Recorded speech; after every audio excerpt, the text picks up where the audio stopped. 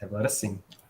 Oi, gente, boa tarde, todos e todas. Eu sou a Tânia, trabalho na Fundação Projeto Travessia. Hoje estou como gerente de projeto do projeto Lume Centro, né, que atua aí na região central, com crianças e adolescentes em situação de rua e na rua. Eu fui convidada hoje para falar um pouquinho dessa história, de como começamos e aonde nós estamos hoje com a PL 253.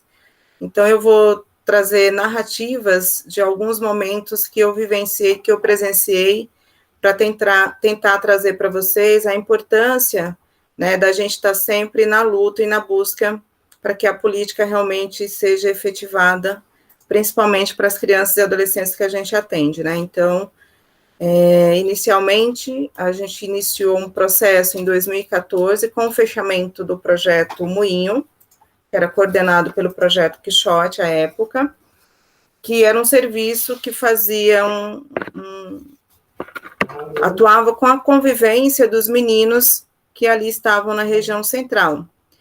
Com esse fechamento, a gente começou a uma discussão, inicialmente, dentro do Fórum da Sé, do Fórum Regional da Sé, onde a gente começou a questionar o poder público, especificamente a SMADs, porque tinha fechado sem não ter garantido nenhum outro espaço, já que era o único espaço que a gente tinha ali para atender as crianças e adolescentes.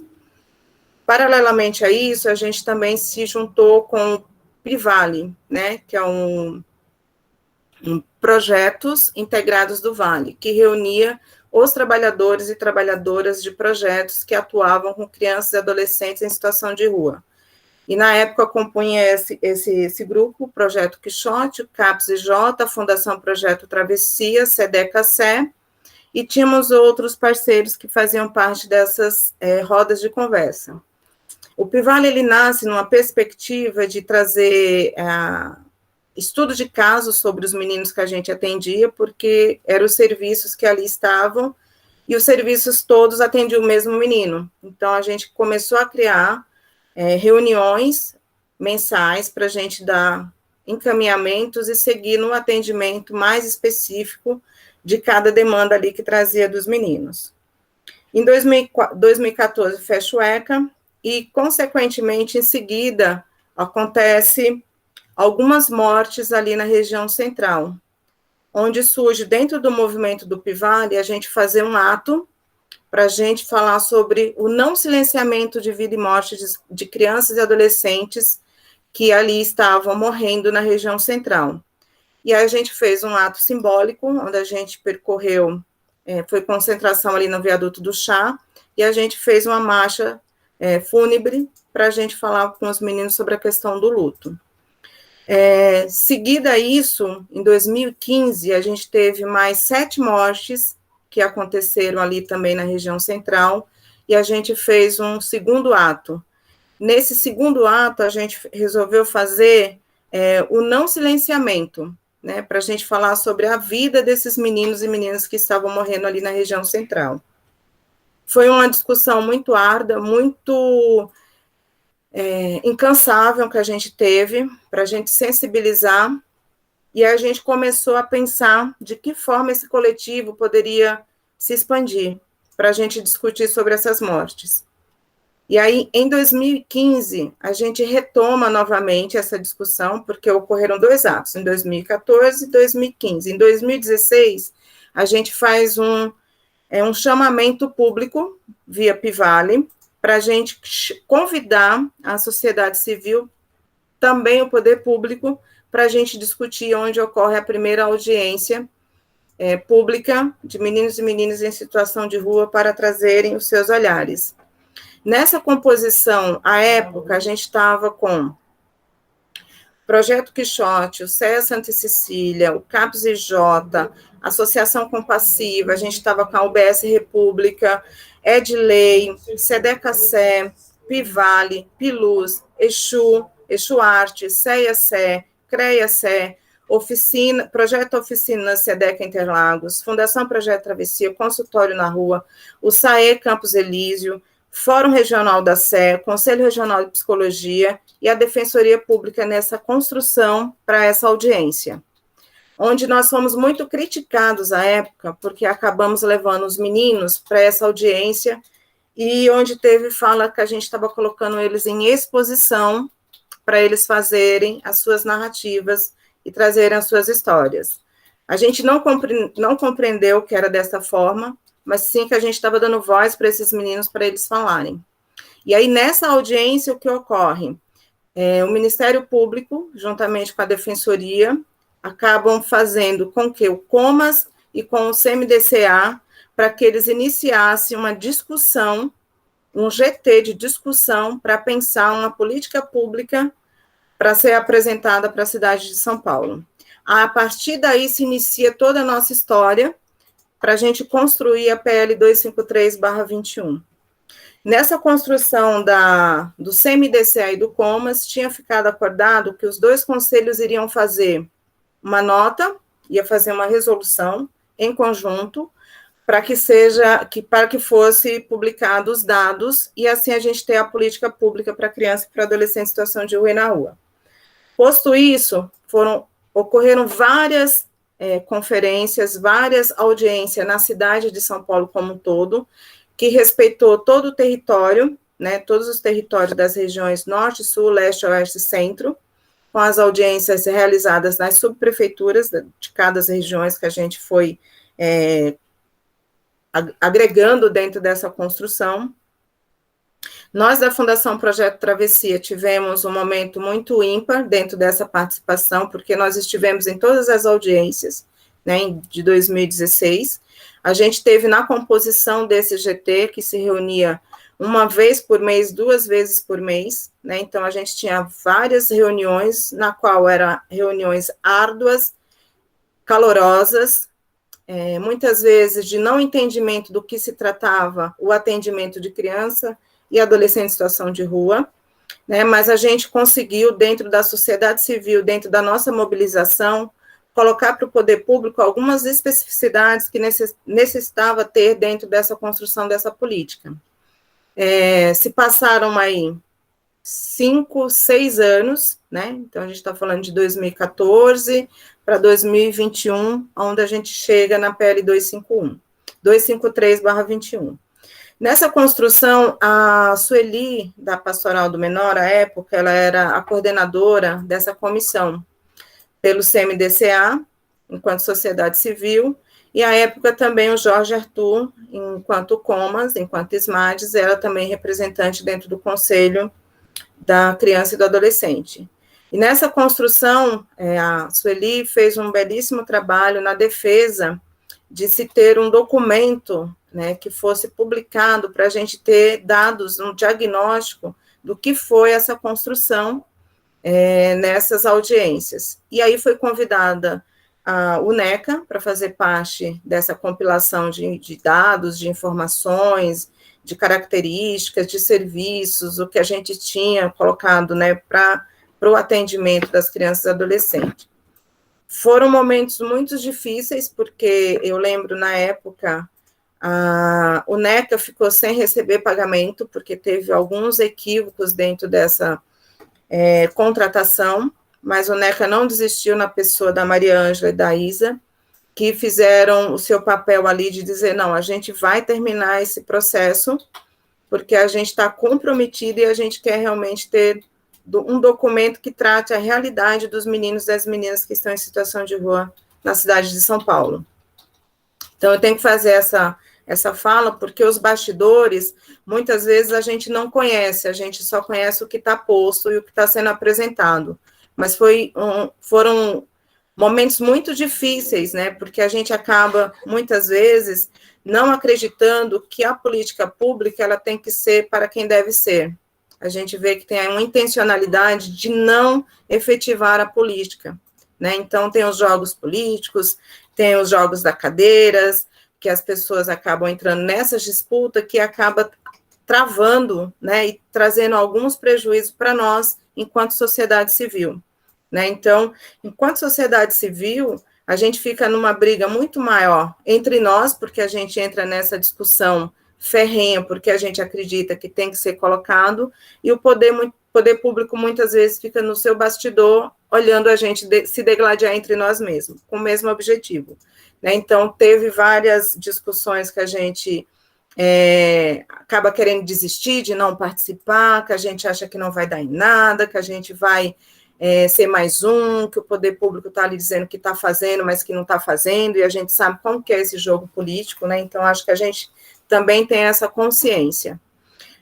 Hoje, quando eu vejo que a gente está para a votação no segundo turno da PL, eu fico muito feliz, apesar da gente saber que ainda é um primeiro passo, né, para a gente conseguir realmente ter a execução dessa política na cidade de São Paulo.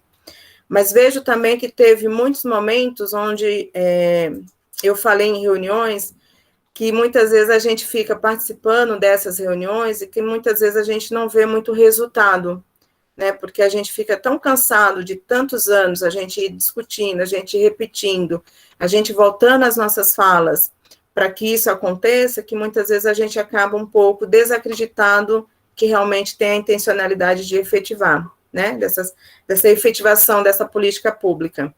Mas fico feliz hoje, né, para estar falando da PL 253, a construção que ela foi resultado da rede de diálogos intersetoriais que propôs essa discussão, né, que propôs a gente voltar a discutir sobre a questão criança e adolescente em situação de rua na região central, que proporcionou a gente discutir e a gente defender a proposta de subsídio de atendimento à criança e adolescente em situação de rua e na rua na cidade de São Paulo.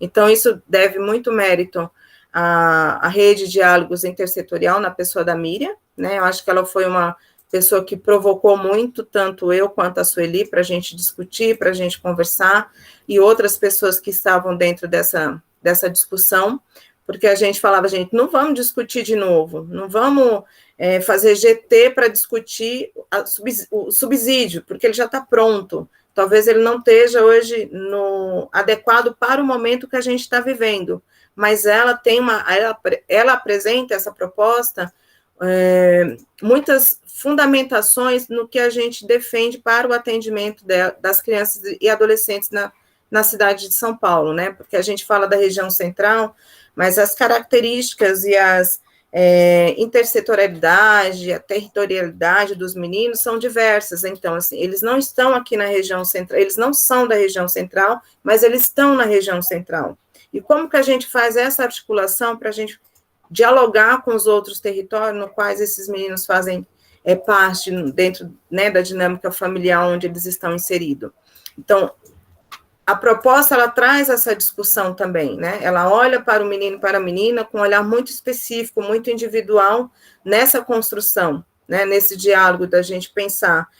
Não é mera simplesmente colocar o menino numa perua e levar para casa sem pensar antes de que família a gente está falando, de qual contexto de violação de direito a gente está falando, porque muitas vezes a situação de rua é um pedido de socorro para essas crianças e para esses adolescentes. Então, a gente tem que compreender isso, né, para a gente poder simplesmente tirar o menino desse local e colocar ele dentro da sua casa novamente.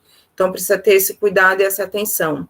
E hoje, quando a gente fala dessa PL, a gente traz uma esperança muito importante, principalmente para os trabalhadores que estão na ponta, que vão atuar com esses meninos e meninas em situação de rua no dia a dia, no cotidiano. E a gente também coloca o poder público também com a sua responsabilidade, né? Enquanto cumprimento da sua política, enquanto cumprimento do Estatuto da Criança e Adolescente, enquanto cumprimento da Constituição, enquanto cumprimento de todos os marcos legais que a gente tem aqui posto, né, nacionalmente, para a gente defender aí as crianças e adolescentes que estão em situação de rua. Eu não sei quanto tempo eu tenho de fala, Bruno.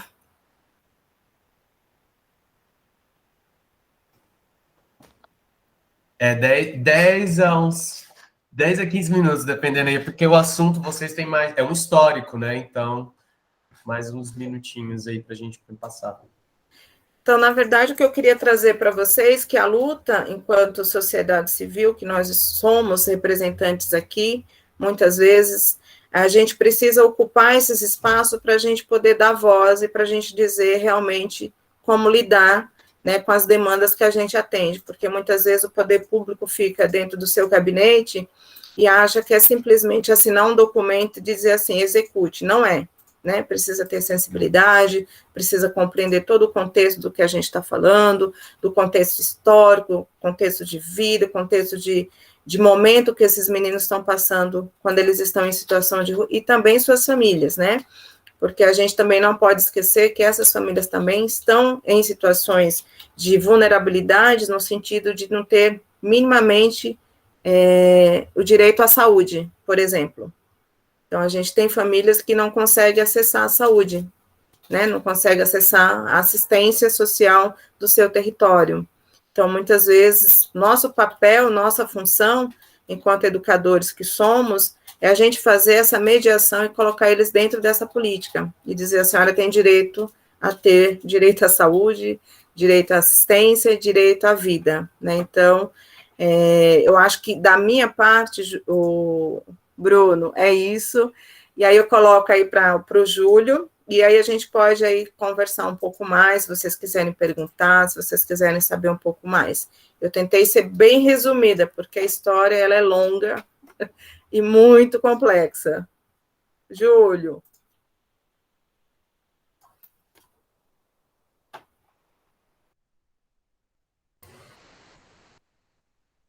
Sim, é verdade. É bem complexo e teve alguns reveses também antes de passar para o Júlio, só queria comentar essa questão mesmo, né, de como que o, o poder público, por exemplo, já não dava prioridade para isso, que não que houvesse essa política pública, né, e queria trabalhar essa questão dentro de outras pautas, outras secretarias, como se isso não fosse uma prioridade, né, e realmente esse trabalho aí, essa militância fez com que chegasse como uma proposta de lei.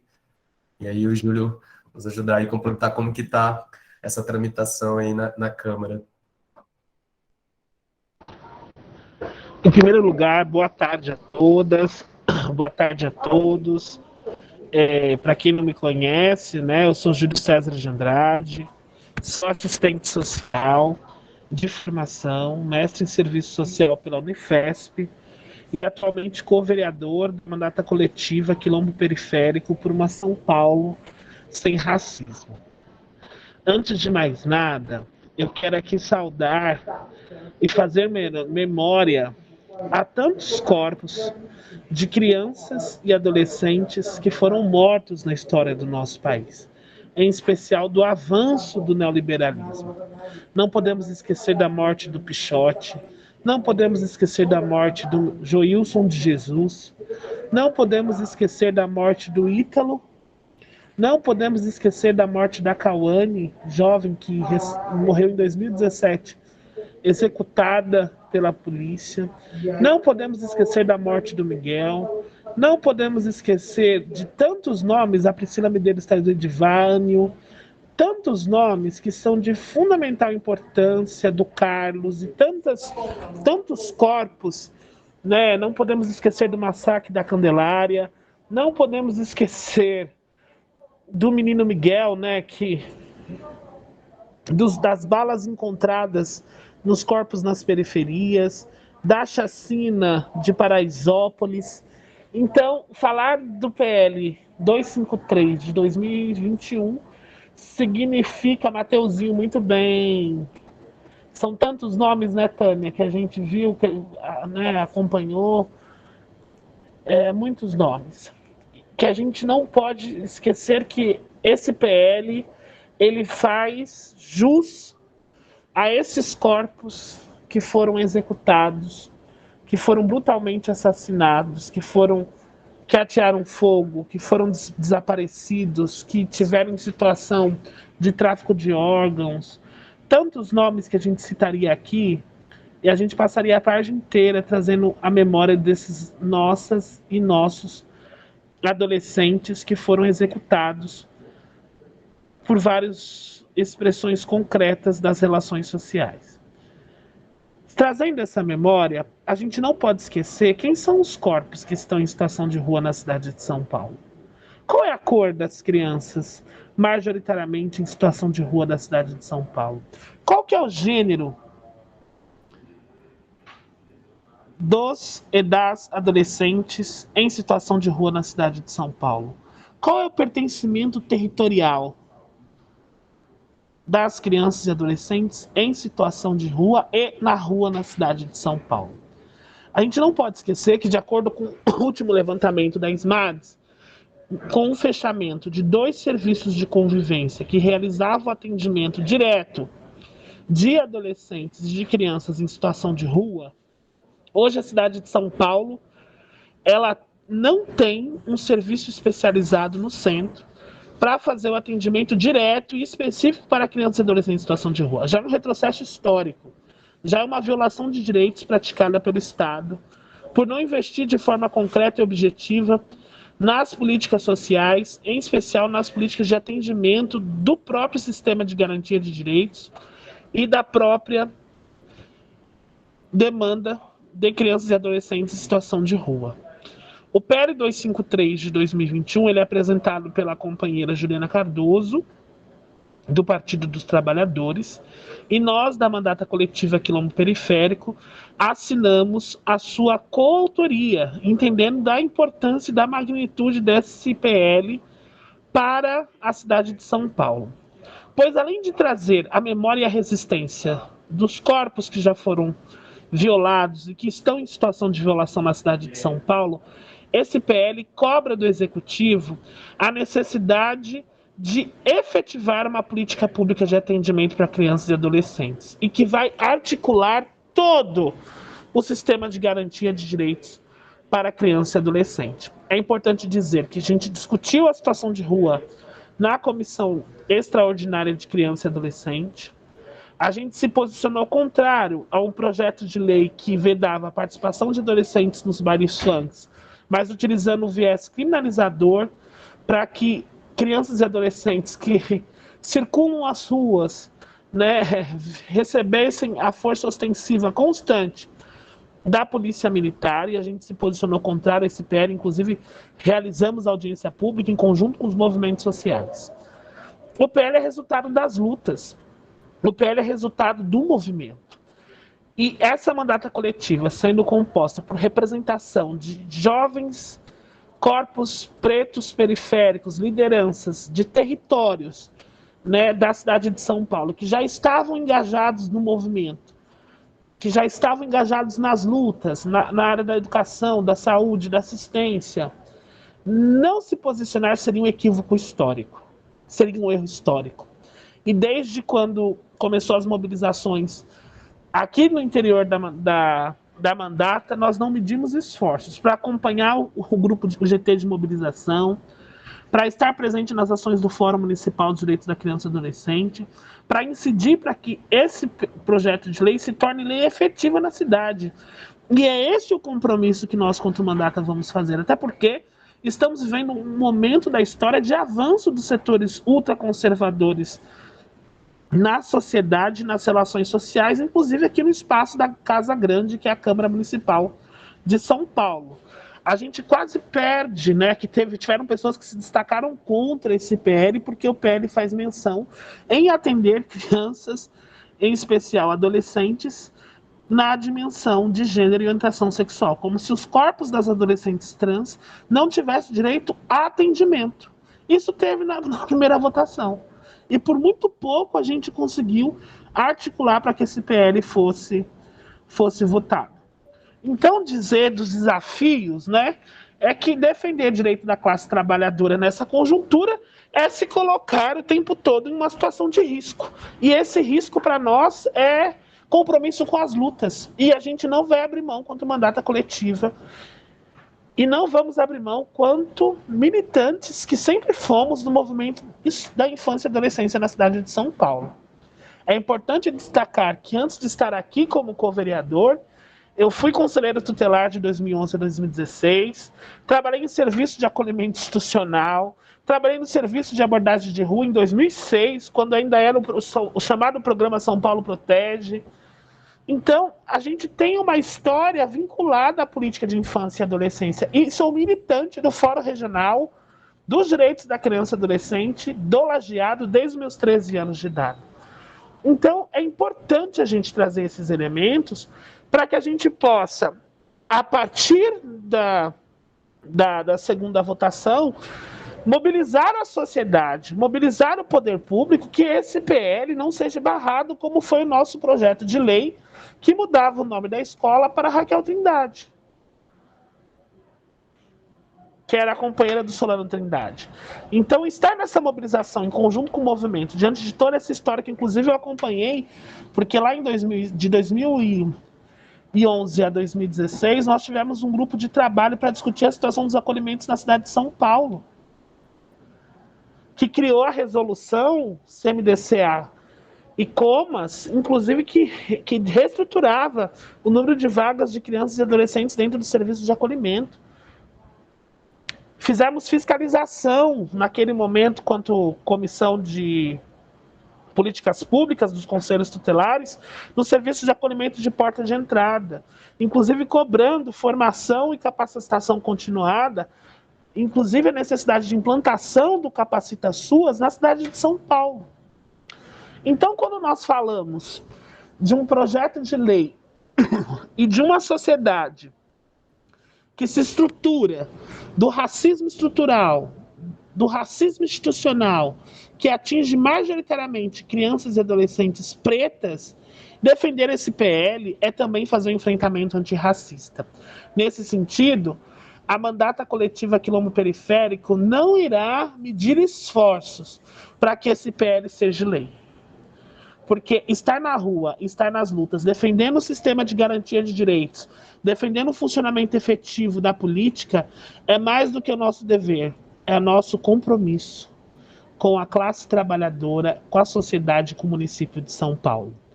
Eram essas falas iniciais para trazer. Agora vamos para o debate, gente, porque acho que é no debate que a gente constrói mediações, avança em procedimentos, e mais uma vez agradecer ao Ecoar Jovem pelo convite e dizer que estaremos sempre à disposição. Inclusive, ficamos de fazer uma roda de racismo na infância, né, Bruno? Então, vamos marcar aí para mais para frente avançar nessa discussão. É isso, estamos juntas e juntos. Sei, estamos juntos e juntas. Obrigado, Júlio, pela disponibilidade por estar aqui novamente, por estar com a gente. Obrigado, quero agradecer a Tânia também. Vamos abrir para discussão, mas antes eu queria chamar a Neia, aí, a nossa companheira no projeto, falar um pouco mais sobre o projeto também. A gente já começou falando, eu queria apresentar um pouco mais do projeto e a gente já entrar para o debate também. Neia?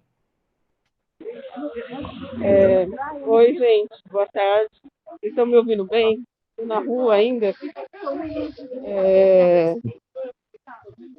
Eu acho que para a gente essa é a última roda, né, que a gente está fazendo, e estar com o Júlio e com a Tânia aqui para a gente é super importante. Estar discutindo a questão do PL, uma conjuntura extremamente desfavorável para a gente, extremamente, que a onda conservadora tem avançado muito. E se a gente pensar nos ataques à criança e adolescente, tem sido constante. E para a gente estar aqui perto de vocês fazendo esse debate é super importante. Eu acho que o Júlio trouxe bastante coisa, como está na Câmara, e ele trouxe um pouco a última coisa que me chamou atenção, porque ele colocou da dificuldade dentro da Câmara, que é uma casa grande.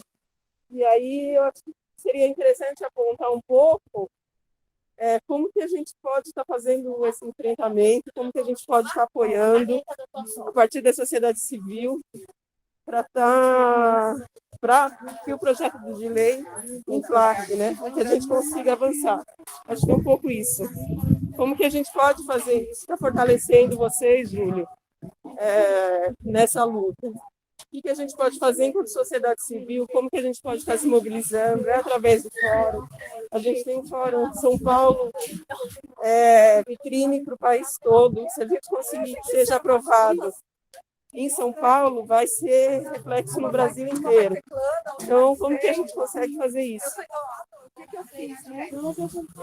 E aí eu já emendo também, estou perguntando assim, como que tem sido a participação, né, como a sociedade civil tem participado na Câmara nesses momentos, né, de online, porque essa questão afasta, né, a pandemia afastou também as pessoas do debate, né, então a militância, até mesmo quem não milita na pauta, mas que poderia estar ali junto, né, para fazer pressão, e que hoje se vê impedido, né, então, só reforçando aí a pergunta da Neia também.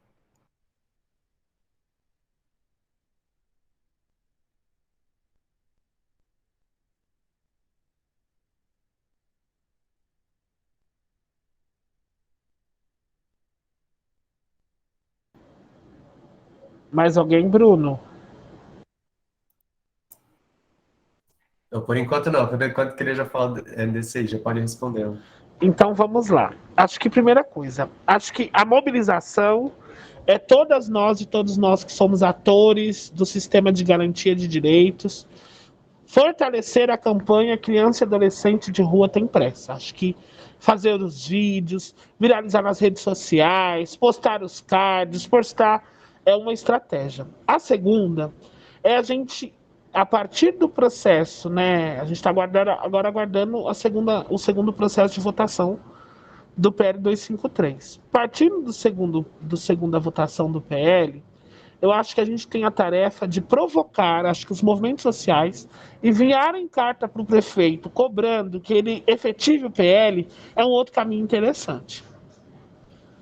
Né? Os fóruns regionais, os movimentos, os conselhos tutelares, o movimento dos meninos e meninas de rua, e vamos começar a provocar esse poder executivo a cumprir a sua tarefa política, porque o grande problema que a gente tem é o executivo cumprir o que está previsto na lei. Haja visto o fechamento dos serviços de convivência e fortalecimento de vínculo, fechamento dos círculos escola, fechamento dos CEDESPs, fechamento dos centros para a juventude.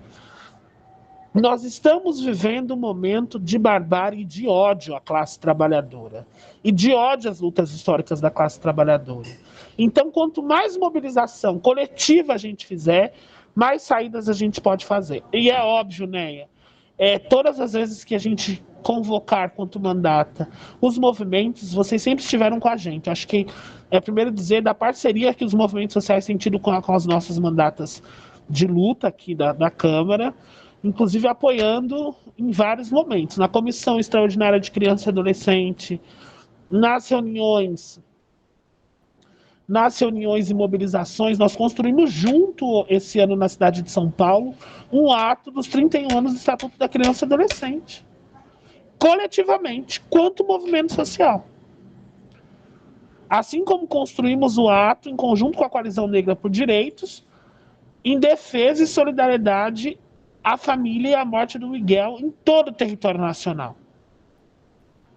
Isso significa que o movimento social tem cada vez mais que instigar o poder legislativo a fazer seu papel de fiscalização. Não tem outro caminho. Então, são parceiros na luta. Acho que são caminhos importantes para a gente consolidar aí o avanço do PL. Hoje à noite a gente vai ter um seminário, né?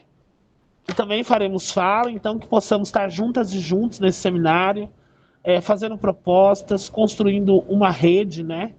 E vamos mobilizar, porque se não for mobilização, vamos fazer trabalho de base que a gente às vezes esquece, não pode deixar de esquecer, sabe? Já coloquei na pauta, na última reunião do nosso Fórum da Criança e Adolescente do Lajeado, eu coloquei na pauta, olha gente, vamos fazer a mobilização do PL 253, nos nossos serviços, nos vários espaços socioocupacionais que atendem crianças e adolescentes.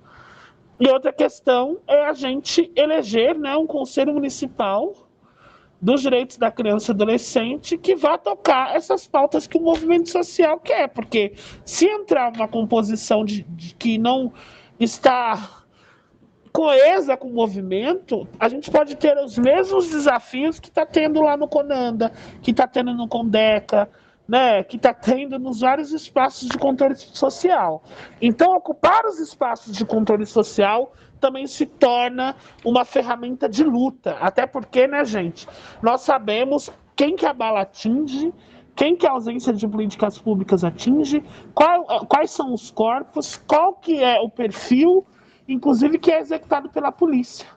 Então, que a gente possa fortalecer essas frentes de luta, de resistência, de enfrentamento, fortalecer o Forte Suas, fortalecer os FET Suas, fortalecer os fóruns regionais, fortalecer o trabalho de base, porque uma coisa que a direita, sendo muito objetivo, não tem é base. Eles têm base de comprar voto, né, sendo muito objetivo, mas não tem base de trabalho de base nos territórios. E a gente não pode permitir. Nós temos que fazer a disputa do projeto contra-hegemônico, as forças conservadoras, todos os dias. E fazer isso todos os dias significa se aliar com os nossos pares. E se aliar com os nossos pares de luta. É isso. Acho que só complementando a fala do Júlio, eu acho que a gente, enquanto sociedade civil, a gente não valoriza muito os espaços os quais a gente deve militar, né? Porque uma coisa é você fazer parte de uma instituição que acredita nessas defesas que a gente está colocando aqui, enquanto fórum regional, municipal, estadual, saber o que está acontecendo no Comas, no CMDCA, isso é uma coisa. Outra coisa é quando você parte para além dessa linha, que não é mais o institucional, é a sua militância enquanto que você acredita, né, que você pode fazer a diferença. E o que a gente vê é uma sociedade que não tem paciência para estar nas reuniões, não tem paciência para o diálogo, não tem a paciência para a discussão, para os embates, então já entra na linha do pessoal, já entra na linha do não vou participar mais, isso não faz sentido para mim, e às vezes a gente acaba desistindo de fazer realmente a diferença nesses espaços, né? Então, a gente acreditar que é possível, a gente, através do diálogo, gente, construção coletiva, ela não é fácil, ela é muito difícil, e nem sempre a gente vai ter o direito à nossa voz e ela será ouvida, mas a gente também tem o direito da gente recuar, ouvir o outro, e também recuar no sentido de você falar, não, realmente a ideia do que ele está falando faz sentido, né? Não necessariamente precisa ser o meu martelo que vai bater e vai ser concretizado. Então, construção coletiva é muitas reuniões, né, Júlio? Muitas discussões, muitas reuniões que não sai nada, que a gente fica impaciente, fala, gente, por que eu fiquei aqui nessa reunião se não saiu nada concreto, gente? Mas se a gente não tiver, a gente não vai construir o que a gente acredita enquanto democracia, enquanto um sistema de garantia de direito coeso, onde a gente consiga estar à frente às pautas do que está acontecendo da infância, porque são muitas pautas, a gente não dá conta de estar em todas, mas a gente precisa estar nesses espaços, os quais têm essas discussões para a gente minimamente saber o que está ocorrendo e acontecendo na cidade, no estado e também no país. Porque se a gente não conseguir ter esse momento da gente ouvir e saber o que os outros estão falando, a gente fica muito alheio, a gente fica muito desconectado. E quando participamos de alguns espaços, tem falas equivocadas, né, que a gente às vezes fica um pouco perdida no que, né, eu sei que, eu vou falar uma fala aqui, né, Júlio, muitas vezes você entra nas reuniões, você não sabe nem o porquê que você está ali, que é tanta confusão e tanta dinâmica de falas, que você fala, gente do céu, o pessoal é tudo enrolado, gente, por isso que o pessoal fala que a gente não é organizado, mas é essa construção que faz, porque é essa construção que diz para a gente como a gente tem que seguir. Então, eu falo que a sociedade civil precisa, sim, incorporar as instituições que diz que estão dentro da defesa do direito, estão na proteção de crianças e adolescentes a ocuparem esses espaços, porque senão não faz sentido, a gente vira simplesmente um mero empregado que está ali, da 8 da manhã às 5 da tarde, faz o seu horário de almoço, recebe o seu salário, e é isso. Né, o que a gente está falando aqui é para além, a gente está falando de militância, a gente está falando de acreditar no que a gente está desenvolvendo enquanto trabalho, enquanto pessoa que acredita numa sociedade mais igualitária e justa. Então, acho que é isso a questão maior que a gente precisa sensibilizar a sociedade civil como um todo. Acreditar que é possível transformar, que é possível a gente esperançar. Tem alguém inscrito?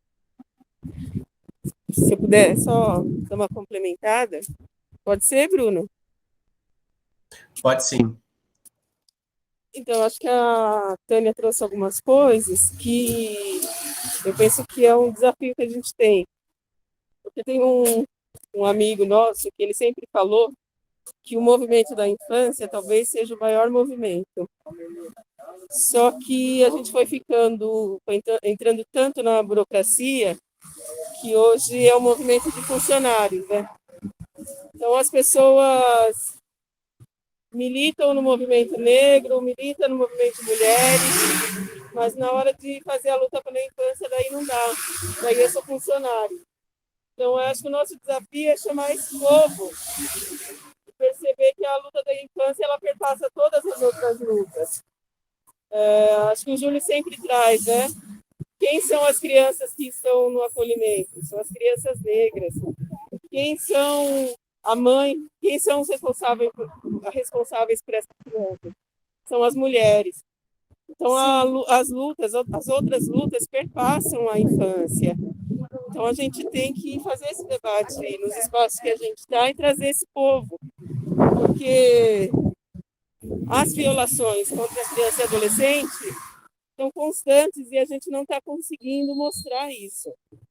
Então, é um desmonte total nas políticas públicas. Quando a gente fala que a gente tem a PEC da morte, a tal da PEC da morte, não é brincadeira. Então, a gente vai ficar aí, já foram 3, 4 anos dela, nós vamos ficar 15 anos aí sem orçamento. Sem orçamento não, com orçamento congelado. E isso tem impacto direto na vida dessas crianças, né? Então, para a gente, acho que o desafio maior é como que a gente traz esse povo que está nas organizações, que sabe da pauta da infância, trazer para a luta. Eu acho que a gente tem potencial para isso e como que a gente pode pensar junto formas de mobilizar essas pessoas.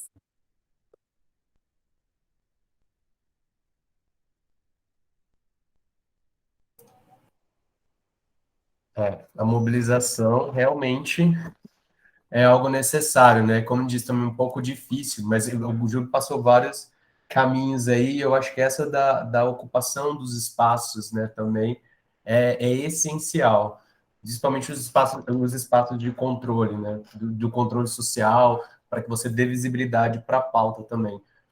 Bom, gente, quem quiser, então, fazer uma intervenção, pode levantar as mãos. Enquanto isso, eu vou apresentar, então, falar um pouco de quem está chegando aqui do Ecoar Jovem. O Ecoar Jovem é essa iniciativa do Movimento Nacional de População de Rua, Movimento Nacional de Meninas e Meninos de Rua e o Grito dos Excluídos Continental. Nós atuamos juntos em ações de garantia e defesa de direitos de crianças e adolescentes em situação de vulnerabilidade, situação de rua. E nós estamos ali na região da Bela Vista e dentro dessa iniciativa a gente fez um ciclo de rodas de conversa. Então nós tivemos, essa é a quinta, a última desse ciclo. Nós tivemos falando antes também sobre o Covid e a rua, falando um pouco sobre como das condições sanitárias ali, mas para o começo da pandemia, nós também do Conselho Tutelar e da rua, do papel e os desafios também dos educadores e educadoras sociais, da prevenção e enfrentamento à violência. E terminamos aqui falando sobre o PL 253, né, que teve essa primeira votação. E também nós vamos ter, e aproveitar até pedir para o Júlio depois passar um pouco mais das informações do seminário, que vai ter logo mais, né, às 19, acho que vai ser online, né, então as pessoas vão poder participar, e vai ter vereadores também participando. Então, eu queria agradecer muito a presença de vocês, e encerra nesse ciclo, mas depois a gente vai voltar a fazer outras rodas de conversa, está compondo aí junto, nós fazemos parte também do Fórum de Defesa da Criança e do Adolescente aqui da Sé, né, junto com o Travessia, e eu queria novamente agradecer a presença de vocês. Bruno, se você me permite, eu acho que quando o Júlio traz essa questão dessa ocupar esses espaços,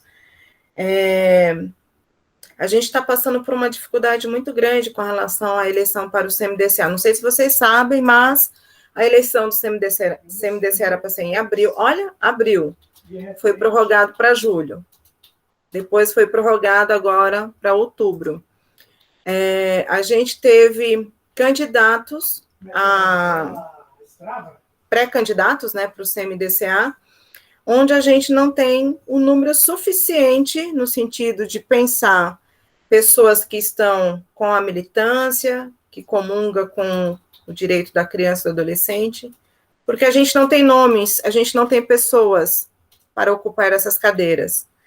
A gente tem a eleição para conselheiros tutelares, que a gente sabe que é uma vitrine para candidaturas futuras a vereadores e a vereadoras.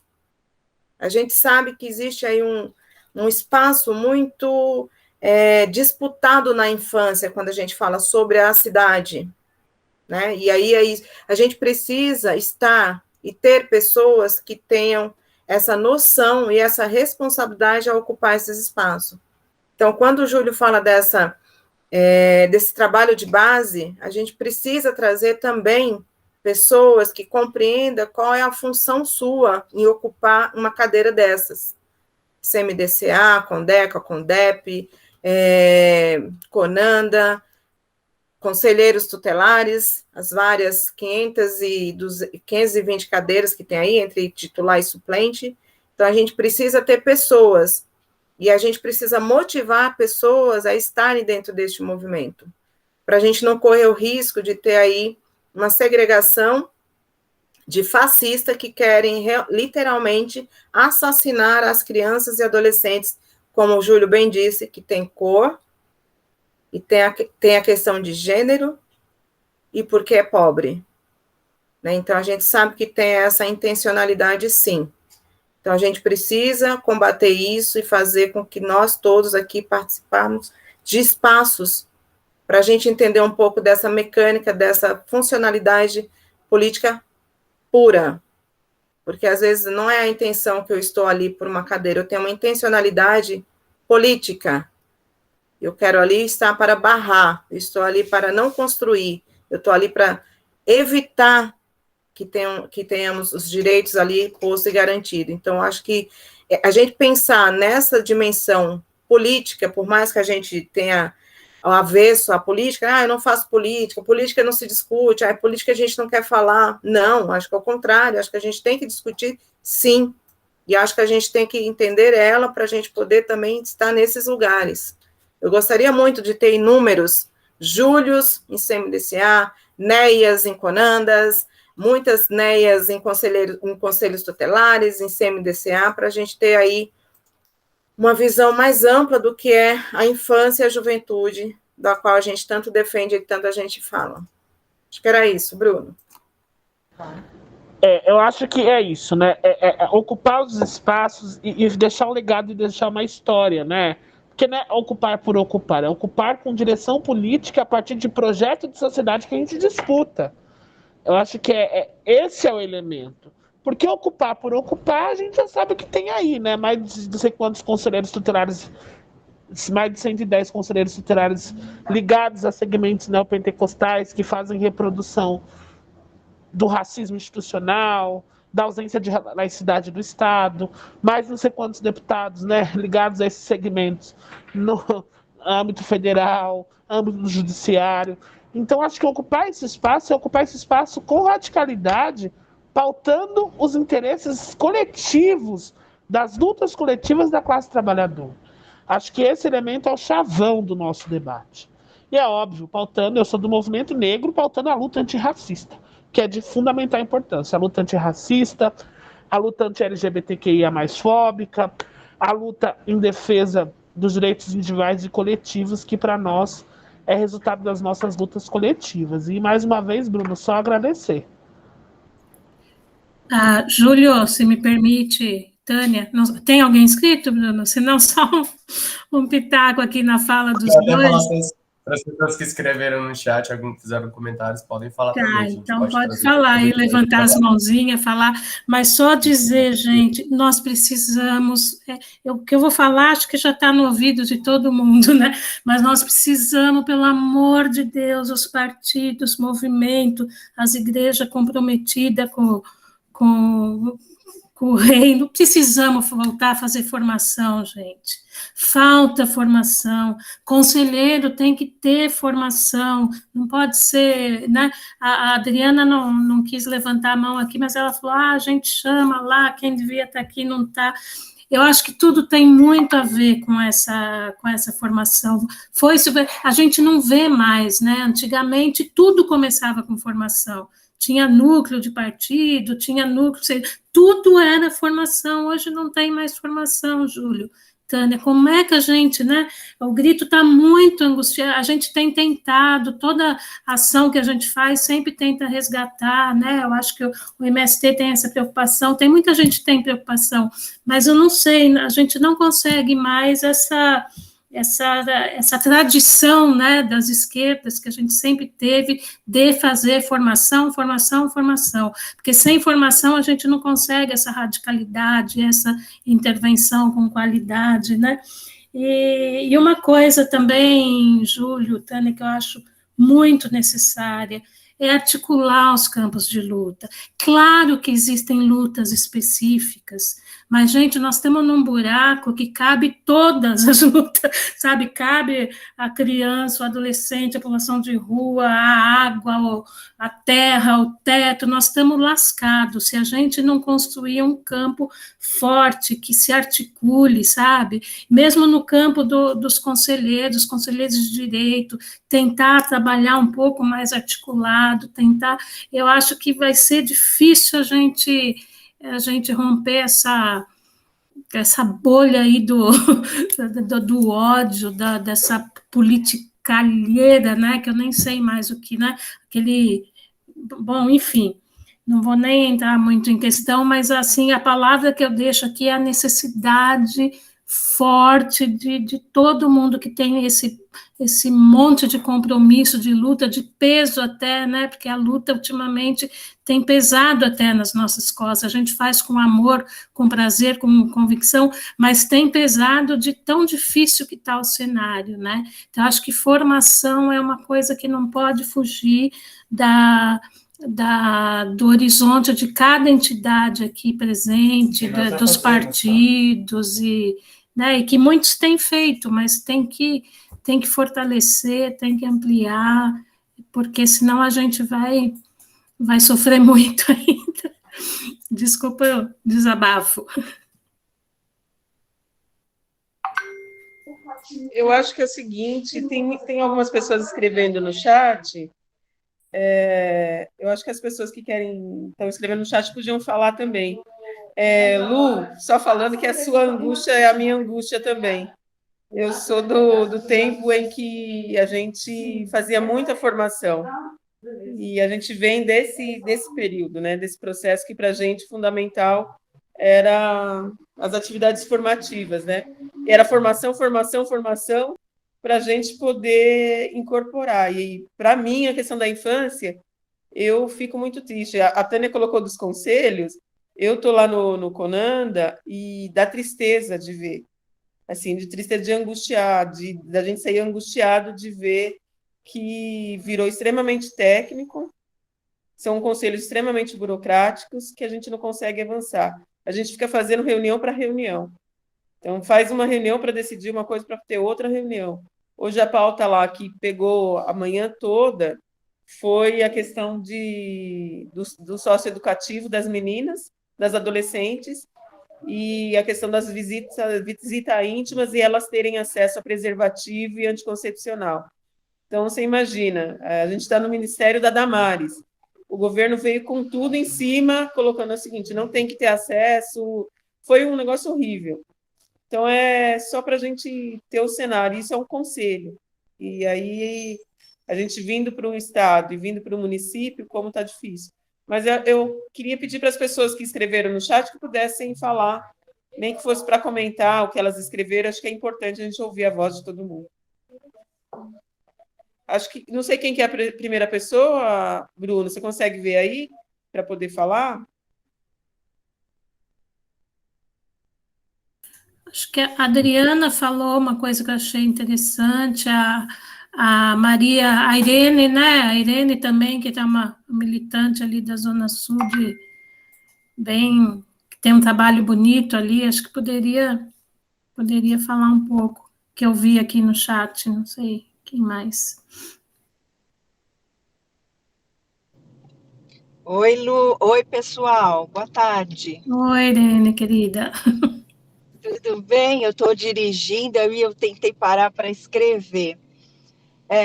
Eu acho que, gente, falar de infância e adolescência, eu acho que essa questão do comprometimento, ela é algo que é para a vida inteira, né?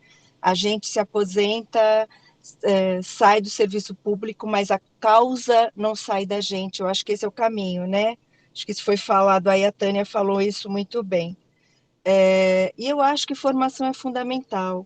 Para a gente poder ter um mesmo objetivo, e eu acho que a gente está falando isso, né, de comunhão de objetivos, a gente tem que ter formação, a gente tem que se ver como um sujeito político e trabalhar pela mesma causa, né? E se a gente não tem formação, acho que a gente não consegue chegar nisso. Eu sou de um tempo, lá do final da década de 90, quando a gente fez o primeiro Fórum de Defesa de Direitos de Adolescente, Defesa de Direitos de Criança e Adolescente de Santo Amaro, no início, quando surgiu o SEDEC Interlagos, e a primeira coisa que a gente pensou para minimizar a problemática de ter conselheiros tutelares, quando eles passaram a receber salário, né, porque antes eles estavam pela causa e não recebiam, e aí, quando eles passaram a receber, eles foram servir aos vereadores e a outros interesses que não de crianças e adolescentes.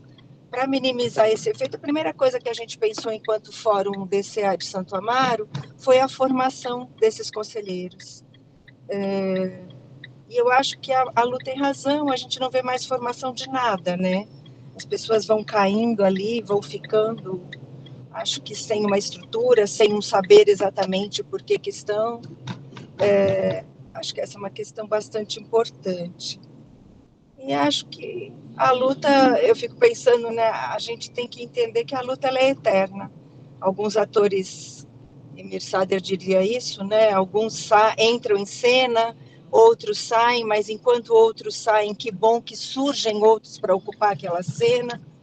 E eu fico feliz de ver que, de alguma forma, eu não estou me retirando de cena, mas eu já não estou nela atuando na primeira linha, né? Talvez agora como figurante, mas é bom ver que tem gente que ainda está contracenando como ator principal, né?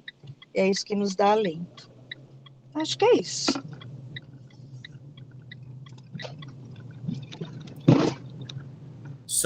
Eu queria, sobre a tramitação, ainda só fazer uma pergunta para o Júlio sobre se tem alguma perspectiva da segunda votação, né? Se já tem uma perspectiva de como tem sido o trabalho, porque quem pauta é o presidente, né? A presidência da casa que faz essa pauta. Exato, a gente está na esperança que o PL vá para o Congresso de Líderes, que é quando junta todos os PLs, né? Que é acordo dos partidos, das bancadas, e vá para a votação. Então essa é a nossa esperança. E acho que tem uma coisa também que a gente fez com que o prefeito estivesse presente hoje nesse seminário da PUC. Então, também tem uma intencionalidade nossa para que ele entenda um pouco mais e depois, quem sabe, possa nos receber e a gente tentar meio que colocar uma pressãozinha maior nele para ele poder direcionar para a Câmara. Então, existe essa intencionalidade também.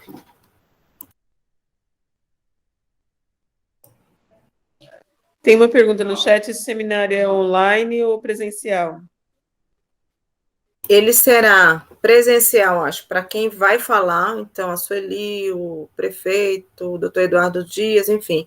E vai ser também transmitido online, tanto pelo canal da PUC, pelo YouTube, quanto pelo Facebook.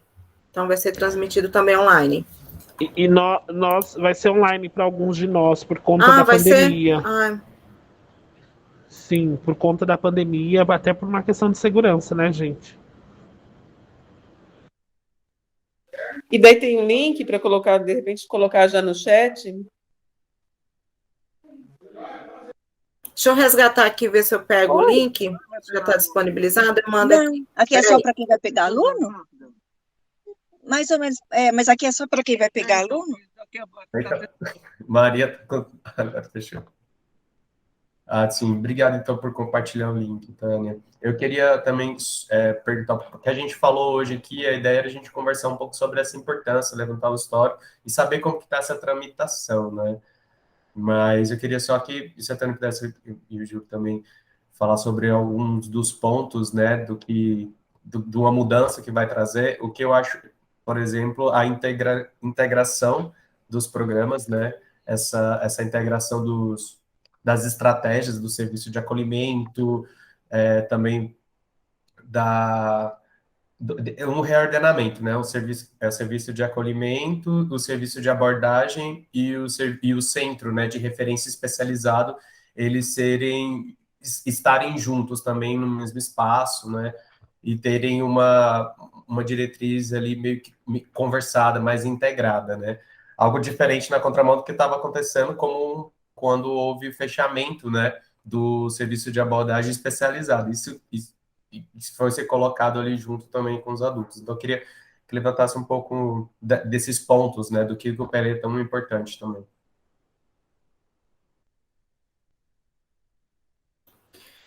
Quando foi feito a proposta do subsídio, a gente tinha a intencionalidade de ter 3 serviços. Esses 3 serviços, ele tinha que ter, a priori, pela uma mesma organização da sociedade civil, a comandar ali, a gerir, dividido entre a abordagem na rua com os meninos, um centro de convivência, ali para a gente ter um momento de uma oficina, de uma atividade, de prover alguma alimentação, alguma coisa mais nesse sentido, ter um acesso jurídico, porque os meninos também têm as questões relacionadas às medidas, né, que estão em descumprimento, enfim, e a gente também faz muito esse trabalho com eles, e também ter um acolhimento para eles, para se eles quisessem dormir, pernoitar, enfim, ele ter esse lugar também. Então, seriam 3 serviços, né, para a gente ali ter essa possibilidades, né, então, ter atuação na rua, ter atuação para um momento de convivência ali, para ele conversar um pouco, dialogar um pouco ali com os profissionais, com os educadores, e se por acaso ele desejar ir para esse acolhimento, ele ter essa porta aberta também. E isso facilitaria para nós, pensando uma única instituição que estaria ali comungando e não teria aquela coisa tão burocrática que nós temos quando chegamos a solicitar um acolhimento, quando o menino pede para a gente fica na porta, muitas vezes, do conselho tutelar ou no telefone, aguardando 156 deliberar para onde a gente vai encaminhar o menino, e aí são 3 horas, 4 horas de espera e o menino já foi embora. Então, a ideia, nesse sentido de serviço, seriam esses 3, né, que está proposto nessa PL, né. Mas isso acho que ainda é um primeiro passo, gente. Acho que nossa primeira meta é fazer com que a PL seja aprovada, para a gente depois entrar nessas questões mais burocráticas, né, porque é isso, né, é um passo de cada vez que demora uma eternidade para a gente conseguir, né, mas acho que tendo a responsabilidade do poder público na execução, de dizer tem que ser implementado, tem que pôr para fazer, tem que executar, acho que aí a gente caminha para pensar aí essas outras questões que a gente vê dentro da PL, né. Mas a ideia dentro da PL é isso, né? Por que a gente tanto está defendendo ela? Porque ela traz toda uma questão de diretrizes, de princípio, metodologia, de todo um acompanhamento integral desse menino, né? Então, a gente tem a família, a gente tem a rede, a gente tem ele ali no meio, enfim, a gente tem todo esse aparato, né? Para a gente pensar de que forma a gente vai ter êxito aí para que ele retorne para o seu convívio familiar e comunitário com dignidade. Até porque, né, Tânia, a gente não pode esquecer que tem as crianças e adolescentes que são inadotáveis, né? E essas crianças e adolescentes inadotáveis, como eu venho trazendo sempre nos debates, tem classe, tem gênero e tem cor, né? São majoritariamente crianças e adolescentes negros, majoritariamente adolescentes negros, irmãos, né, que por vezes as famílias não querem adotar grupo de irmãos, e que às vezes ficam 10, 12, 13, 14, 15, 20 anos dentro do serviço de acolhimento institucional, tendo sua vida ceifada por violações. Então, sigamos na luta sempre, né? Sim, sigamos na luta. Gente, então, queria perguntar, como não vai ter... Tem mais perguntas? Quem quiser falar agora, a gente poder fazer um comentar. Como a gente já conversou, então, e não veio mais perguntas, acho que a gente pode ir encerrando. Foi uma conversa muito boa. Igual eu estava falando antes aqui no começo, um esquenta, né, para nossa fala que vai ter aí, a fala de vocês no evento da 19, é nossa, né, do movimento. Eu já passei até no chat para vocês que estavam perguntando também, o link já do YouTube com o lembrete, né? Eles já deixam lá já pronto para você ter o link e depois entrar e poder já assistir. Você pode até colocar um lembrete para lembrar o horário que começa. Vai ter uma abertura do Dom Odilo, né? Também a presença da vereadora Juliana, da vereadora Luana, Júlio vai lá também, ele vai estar lá também, a Elaine Mineiro, Eduardo Suplicy, e vai ter como mediador Fábio Rodrigues e Sueli Camargo. Só dizer uma palavrinha, Bruno, assim, que como grito, eu sei que tem várias instituições aqui, né, a Rede Rua, estou vendo ali o Fred ali da saúde, né, conselheiro, lutador lá do UMPS há mais de 30 anos, assim, dizer que a gente não consegue estar em tudo o tempo todo, né? Ou pelo menos estar em tudo o tempo todo com a competência que vocês que lidam com isso dia a dia estão, né? Mas assim, a gente quer, existe uma relação de cumplicidade e confiança, né? Entre nós aqui, entre esses lutadores, e a gente, como grito aqui, se coloca muito à disposição de ajudar a disseminar, de ajudar a lutar, e a gente fica aberto aqui, inclusive, para subsídios, viu, Júlio, Tânia? Eu sei que nesse processo tudo se produz muito material, se produz muita orientação, então, assim, que a gente possa ser recebedor dessas orientações para a gente poder disseminar, né? E, né, Fred, também acho que somar tinha dito aqui no começo a importância dessa convergência de lutas também, né? Porque um Brasil justo se faz com justiça para todos os lados, né? No campo da saúde, da assistência social, da moradia, da terra, né? Então, assim, o meu esforço muito é sempre buscar uma convergência de luta mesmo, onde a gente possa se apoiar, a gente possa se fortalecer, né? Não deixar as lutas ali específicas, não é que seja específica, mas aquelas entidades que têm uma especificidade na sua luta, que se sinta apoiada por todas as outras lutas e todos os outros movimentos, né? Então, assim, em nome do grito, eu me coloco muito à disposição e para divulgar nas nossas redes, no nosso site, porque eu acho que isso que os movimentos precisam também, de serem disseminados, né? A gente não pode ficar isolado ali com a nossa bandeirinha. A nossa bandeirinha é mais uma dentro de todas as bandeiras e que forma uma bandeira só da luta pela justiça, por uma nova democracia, um novo desenvolvimento que a gente quer construir, né, pautado na justiça. Então, que vocês se sintam muito fortalecidos e vocês nos fortalecem também, né? Acho que é uma luta só, uma bandeira só, e nós estamos juntos aí, defendendo o PL. Eu acho que uma coisa que nós estamos agora solicitando para as pessoas, tanto sociedade civil, tanto instituições, é que façam notas de apoio à PL e também façam vídeos de 1 a 2 minutos, pode ser na horizontal mesmo, pode ser na vertical, para a gente estar divulgando também nas redes sociais e acompanhar a gente pela hashtag Criança de Rua Tem Pressa. Então, a gente está no Instagram. Eu vou colocar o e-mail aqui, caso vocês queiram fazer uma nota enquanto instituição ou enquanto pessoa, enquanto sociedade civil, para encaminhar para a gente acaba publicando isso. Tá bom? Ótimo, boa ideia esses depoimentos. Sim. Frederico? Boa tarde a todos e todas. Como a Luciane disse, eu acho que tem muito por fazer, né? Eu acho que a luta social, ela tem que ter esse olhar mais amplo, né? Porque sozinho nós não vamos a lugar nenhum. E a questão da criança e adolescente é muito sério, das famílias.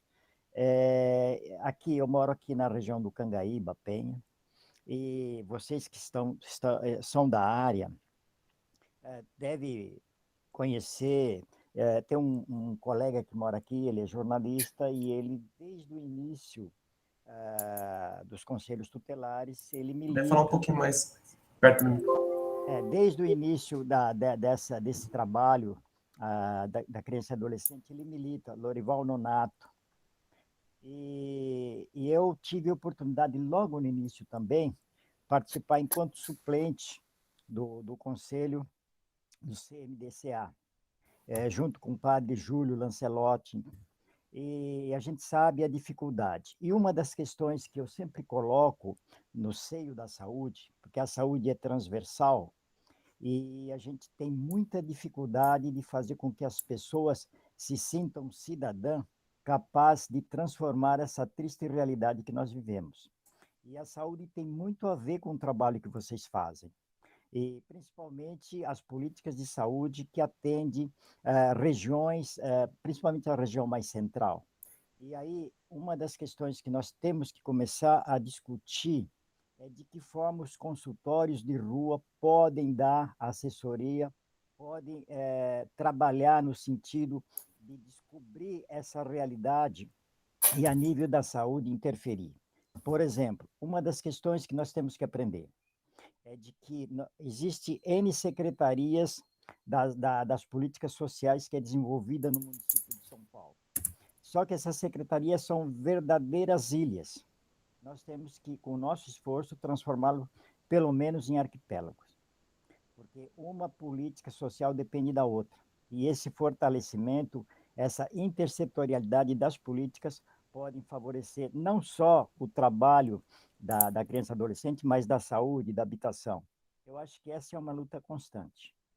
E o que a gente puder estar contribuindo, vamos tentar contribuir, né?